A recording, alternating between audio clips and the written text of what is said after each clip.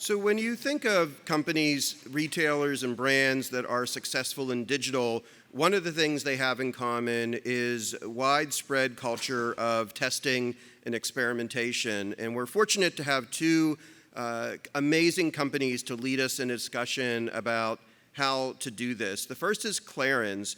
They are a global beauty company. They're more than 65 years old and have 8,500 employees, so very large company. And what you're about to hear and how they've leaned in to testing and experimentation is really amazing. Supporting Clarins in their testing journey is A/B Tasty. They are a global provider of customer experience optimization.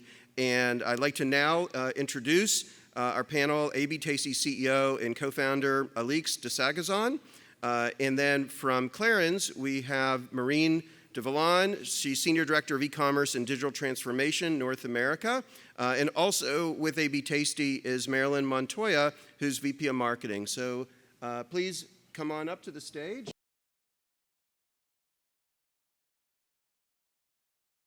Hi, everybody.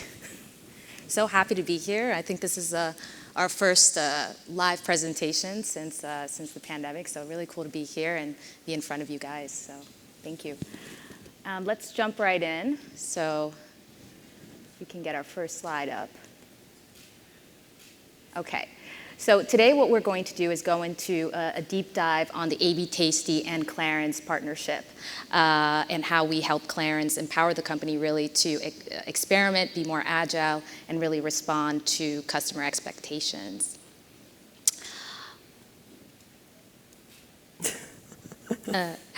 As Scott said, as he introduced us, my name is Marylin Montoya. I'm the VP of Marketing at A/B Tasty, and I'm here with Alix de Sagazan, our CEO and co-founder, and with Marylin de Valon, Senior Director of eCommerce and Digital Transformation, North America. And I'm going to hand over the mic to Alix, who's going to talk about A/B Tasty. Thank you, Marylin. So very happy to be with you today. So I'm Alix. I'm CEO and co-founder of A/B Tasty. I'm a mother of three. Actually, the third is 3 months old. So I have short nights, so excuse my English. I am living in New York since 2018 to grow A/B Tasty in the US. So I just wanted to give you a bit an overview of our journey at A/B Tasty and why we created this company. So we have started with my co-founder 10 years ago. We've built CRO, so conversion rate optimization, and web analytics agency. So how to help e-commerce to improve the customer experience online. And very rapidly, we realized that our customers were not very agile on their website, meaning that they had idea, they had a new feature, and it could take weeks and sometimes months, to put it online, and then to see if it worked or if it didn't work. And that's how came the idea of creating A/B Tasty. We were seeing Amazon becoming a digital champion with thousands of experiments per month and millions of personalization, offering an amazing customer journey. And we were like, okay, we want to empower e-commerce and retailer, empower digital team to help them being a digital champion and being, super fast, super agile. So in 2015, A/B Tasty, I would say, was kind of a simple experimentation tool doing A/B testing. And we have grown with our clients. And today, 2021, we are like a complete suite of experimentation, from experimentation to personalization and even to feature management. So we are working with marketing team and we are working with product team, and we make them collaborate together. We help them, of course, reduce their time to market and increase their ROI. So we proudly serve globally 900 happy clients. One of them is here today with us. Thank you, Marylin. We have like a big group like LVMH, but as well a lot of pure player like Hannah Anderson, like The Honest Company. And we serve them like globally, so we have offices in Europe. Like France is our headquarters, UK, Spain, Germany. We have an office in Singapore as well, and we have 2 offices in the US. So today we are 250 people, and I think I will let Marylin explain her experience with A/B testing. Yes. Well, we'll go. Oh no, sorry, Marylin. She'll come right after. So right before handing over the mic over to Marylin, I really wanted to kind of set the stage to where we are today. So e-commerce is incredibly saturated and crowded. You all know this. And one of the main reasons is the ease of being an online brand today. It's so easy to go in and to become a brand. Doesn't mean you'll necessarily survive in the long term, but it's an incredibly crowded space and difficult to compete. Because of that, you have those low switching costs for customers, and so loyalty is extremely difficult to drive. This graph, for example, is just a shot of what's going on in the beauty industry as an example. Outside of M&A, you can see that the market share for major beauty brands has decreased over time. And so the way that brands are now trying to compete is really using digital experiences as a way to differentiate. And what this really means is not just differentiating on the acquisition channels, like on social or in other acquisition channels, but differentiating within the brand asset itself, so the website, the app, and in-store experiences. And so those agile companies that innovate are the ones that are taking market share. However, it's very difficult to be agile in this context, and here's why. Siloed teams. It's difficult to collaborate across different teams, not working with the same data sets or having data that's standardized. Cumbersome and slow development processes, technical processes that are very long and complicated. You're talking about building features, merging it back into code, dealing with legacy platforms, old CRM systems, limited ability to test ideas before building and investing in them. So that means a lot of overhead for something that you don't know is going to work out. And an inability to streamline the data insights across the organization, right? So these are really big challenges today that are inhibiting that agility and that ability to be innovative and reactive and proactive. So now that we've talked about how difficult it can be to succeed in this market, we're going to take a look at how Clarins has been able to meet these challenges. Today, the scope of our partnership spans 28 countries in which we perform at least 10 experiments per month, and we manage about 20 global projects per year. So now I'll let Marylin take the lead. Thank you. So thank you, Marylin. So hi, everyone. So I'm Marylin. I'm leading Clarins e-commerce for North America. So before we get into the heart of the matter, let me tell you just a few words about Clarins. So Clarins is a French cosmetics company and the leading skincare brand in Europe. It was founded in 1954 by Mr. Courtin Clarins, and the Clarins family still owns the brand. So Clarins is known worldwide for its skincare products, but also for its unique application method. So I've been invited here today by A/B Testy to discuss how is Clarins using experiments to grow. And I'm going to lead you through 3 key changes we implemented at Clarins. So the first one is going to be around website amplification, so everything that is around site activations. The second change that we operated is around the front end, and we made a lot of improvements and getting faster to implement those features. And the third one is how we leveraged internal experiments. So website amplification, let's start with that. So it's critical for websites to propose different animations and have more engaging content than just static. You really need to make sure that when someone is landing on your website, you capture the conversion. So I have, so Marylin mentioned it earlier, with Clarins, the fact that we have a partner, a partnership globally. We do about 10 experiences a month. So A/B testing is able to develop any type of activation. We've put a few there, but it could be like very simple notifications, badges added on a page, overlays, threshold bars, like the progression bar you can have to reach a certain threshold. But it could be also like much more like complex gaming. And I'm going to present you 3, and it's very operational, but I think it's very important for you to understand exactly what it means doing or working with A/B testing. So basically, like the first one is a wheel that we created. We call it like the Wheel of Fortune. So just to explain, like you land on the website, like on any page, you have that wheel. You basically like spin the wheel, you win a product that is directly added to your cart.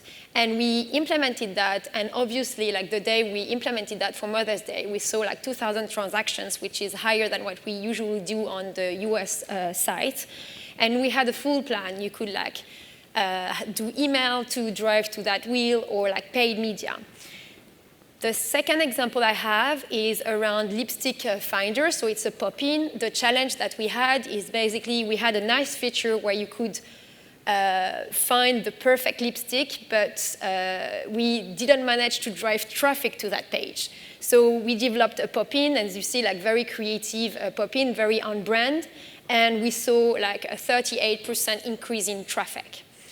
And the second example I have for you, and I think that this will be interesting for any marketer, we wanted to increase the average order value. So to do that, cross-sell is very interesting. So cross-sell meaning a customer is on your day cream product page, and you want to push the duo, the day cream and the night cream. We did plenty of tests with A/B testing. We tested the location of the pop-in. We tested the creative. We also tested the incentive. Will it work better if we offer like a 10% discount if they buy the combo? So it's very concrete, but like we found one iteration that was working the best and increasing our overall AOV by $2.34. So this was for like website activation. The second change that we operated as well with A/B testing is about the front end. So it's essential to constantly improve the user interface and basically like what customers see. And with A/B testing, and I think that like they will tell you more about that, but you are really able to accelerate those front end changes because it's codeless. So you don't need to ask your tech teams to do the changes because you know like you have a long roadmap and some of the changes are not going to be prioritized.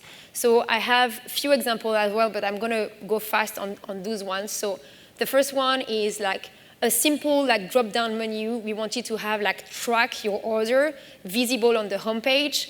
And we requested that to be hard-coded with our IT teams. And of course, this was not a priority because it was a nice to have.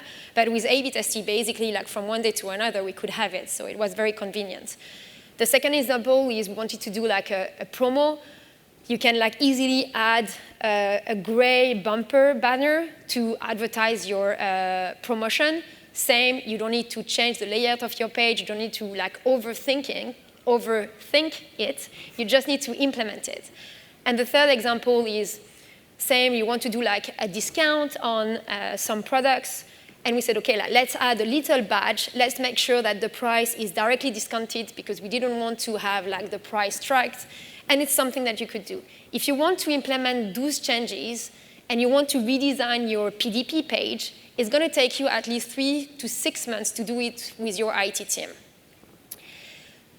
Here is the dashboard that we have with A/B testing. I think it's very interesting because A/B testing allows the flexibility to test everything. So the example of the cross-sell that I just shared, you have like all your iterations, and then you just pick the one that is working, and you just realize in the end that you don't have the answer on the creative, you don't have the answer on like where it has to be put on the page. So we just realized that basically 4 out of 5 IDs fail. So we better just to test it before asking IT to like hard code it. Yeah, this is This is our mantra at IBTST. I don't know if you know this Nelson Mandela quote, I never lose.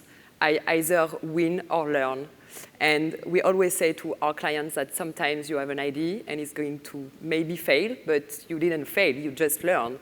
And we have as well an AI that is like stopping your test directly if you are losing money. So this is like an interesting, always an interesting learning. And the third part is really how we manage to leverage the best internal experiments. So can you go back, please? Sorry, I clicked too fast. Yes. So because A/B testing is a global partner, each country has the capability to innovate.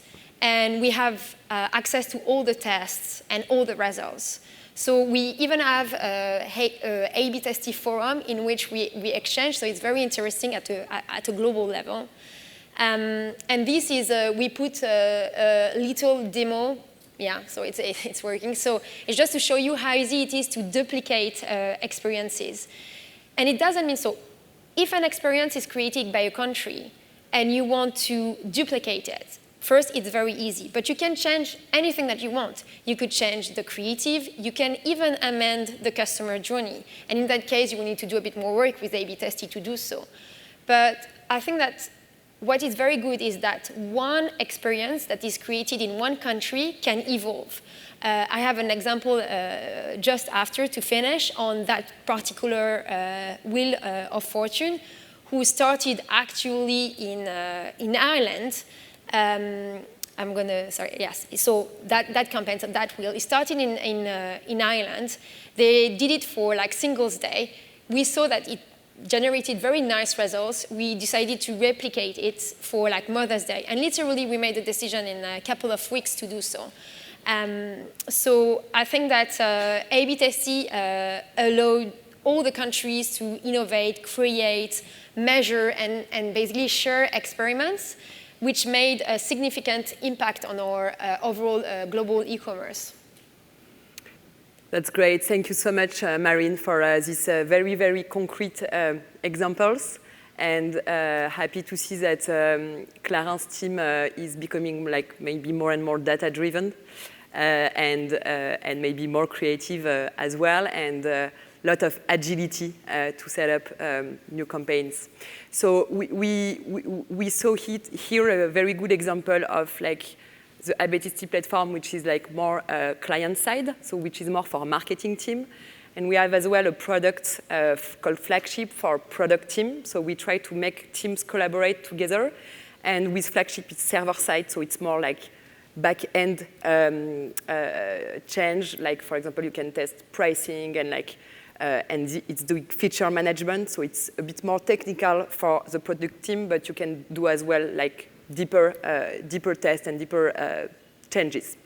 Yeah, and just to shed some more light on that, a lot of our customers who actually become more mature in experimentation, they end up having these double strategies where they have, experimentation roadmaps that are segmented by team and by, function. So they'll have a center of excellence in which there's a global planning on experimentation, and there's certain, for example, ephemeral code-based experiments are allocated to the marketing team because they're able to manage this on their own, and there's no reason to invest IT resources on a code that you're going to get rid of in 2 weeks, 3 weeks, right? And then the product teams and the tech teams are working either on apps or on more sophisticated experimentation that requires code, that requires testing algorithms, that requires testing pricing. Those kinds of things are done by the product team and to a separate product roadmap that uses a separate solution for more technical users. So that's really where we are today on that. But beyond these operational aspects of everything we just covered, I think the question for you, Alix, is what is the key to thriving in a market that will continuously transform? Yes, I think that there is maybe two answers on that. As we are in a new world where technology is playing a big role, and we are like, and us, human, what are we doing? So I think that like the most important is like to rely on technology to be more creative, and this is really something that we try to infuse to our clients. Is like the tech is going to make you like more agile and more creative. You are going to be like free to test everything and to try much more things. And the other input that we insist a lot on as well is ideas can come from anywhere, from the intern to the CEO, and nobody like has the right answer, you know. Like, so I love this HIPPO. I don't know if you know, like the HIPPO. It's like the highest paid person opinion, and like the CEO is going to say something, and actually it was not a good idea because the test is saying that the results are not good, and the intern is going to have another idea, and maybe it's going to be a very successful test. So I like this kind of empowerment of the team where like everybody can test their idea and everybody can say if like it's wrong or it's like a good or a bad idea. And I think what you're getting at, Alix, is really about changing the way leadership approaches innovation. That's exactly that is really like leadership. I think is changing, and it's really about empowering teams and having tools that are empowering team and make them test their ideas. Yeah, exactly. That's the conclusion. Thank you. Yeah, so I think Thank you. that's it. Great.